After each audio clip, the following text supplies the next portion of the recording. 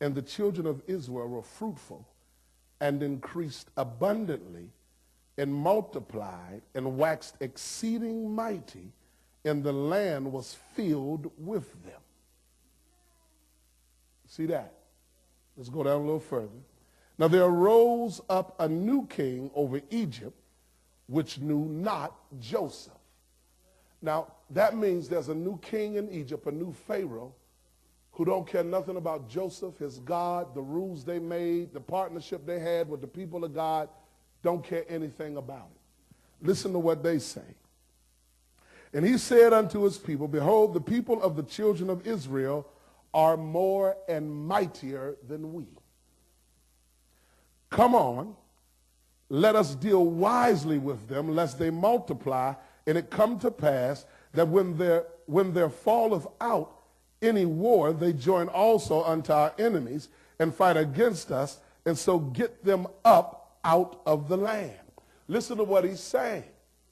He is saying they have multiplied so much that they now outnumber us. And if any of our enemies decide to fight, they might get cute and try to join our enemies. But here's the part you got to get that you're missing. They are in bondage. They are in slavery.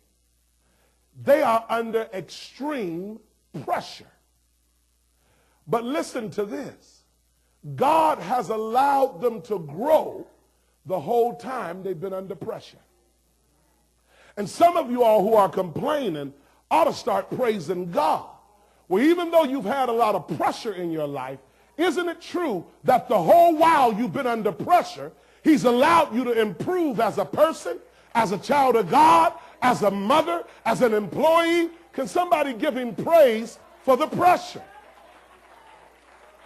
No, you got to listen to this. Because God will say to Israel in a couple of chapters, I have heard your cry for 400 years. Which means they've been crying for 400 years, but at the same time, because God is faithful, he's been letting them cry and grow at the same time.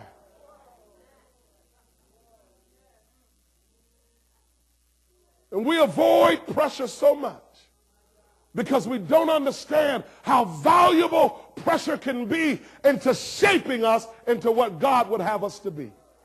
If it wasn't for your pressure, you wouldn't be here right now. Oh, no, not a whole lot of us. A whole lot of us would have never accepted Christ if it wasn't for the pressure in our life. A whole lot of us would have never turned our lives around if it wasn't for the pressure. And while you're looking at people on Easy Street, they don't have half the strength you have.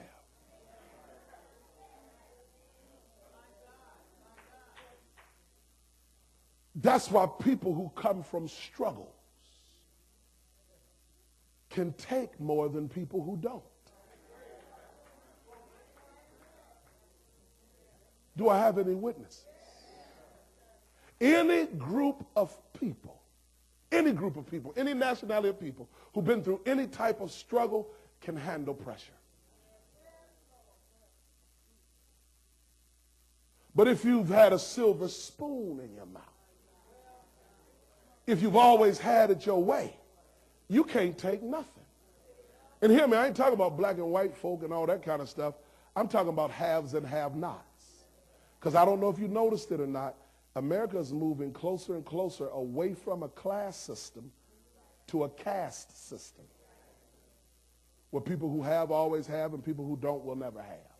That's a caste system. They have eroded away the working class. So now you're in a place where you either got money or you don't. And those of us who think we got money, no, you don't. You're just pretending to have it. Anytime somebody could buy your money, you ain't got money.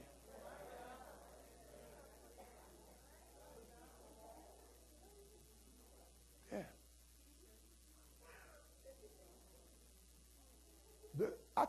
Listen, if I can purchase your paycheck, that ain't much of a paycheck. If you made $400 and say, I'll give you 401, who gonna pass that up?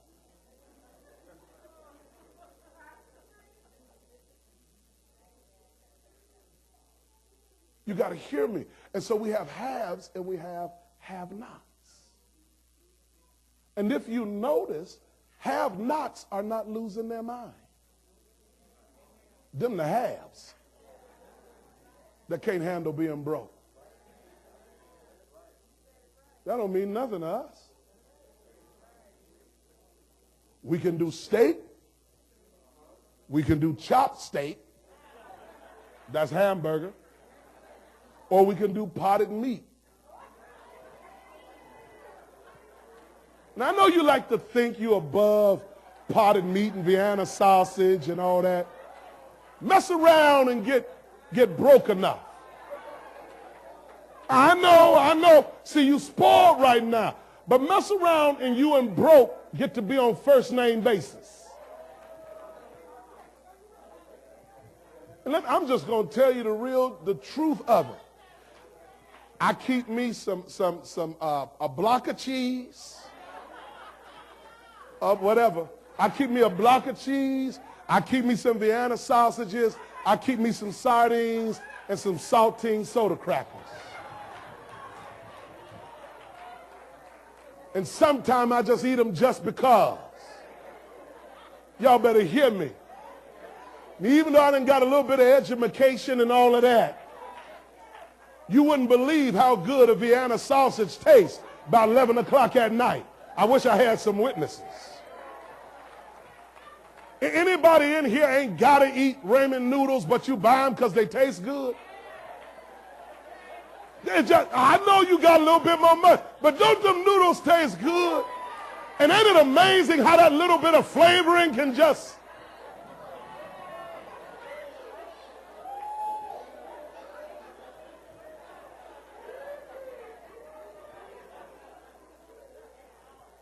When you come from struggle, struggle does not break you. When you come from struggle and pressure, your struggles and your pressure has only served as a catalyst to prepare you for what God has for you.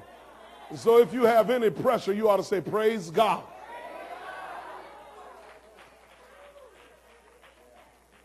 Something about it.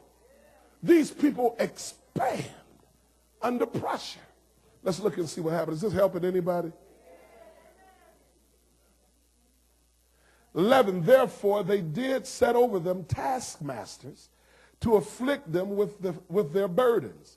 And they built for Pharaoh treasure cities, Pithom and Ramses. But the more they afflicted them, the more they multiplied and grew.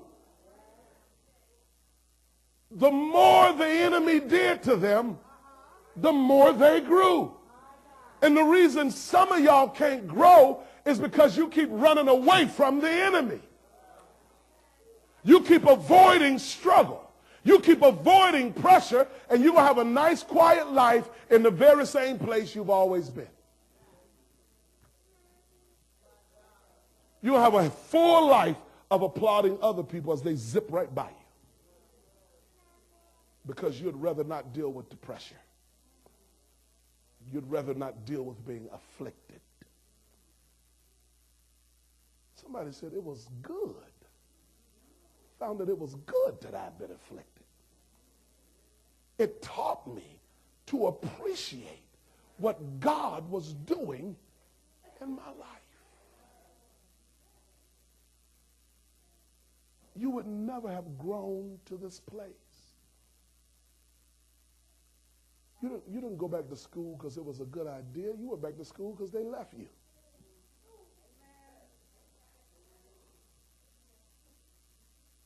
You didn't excel because you wanted to. You excelled because you had so many people in your ear saying you couldn't.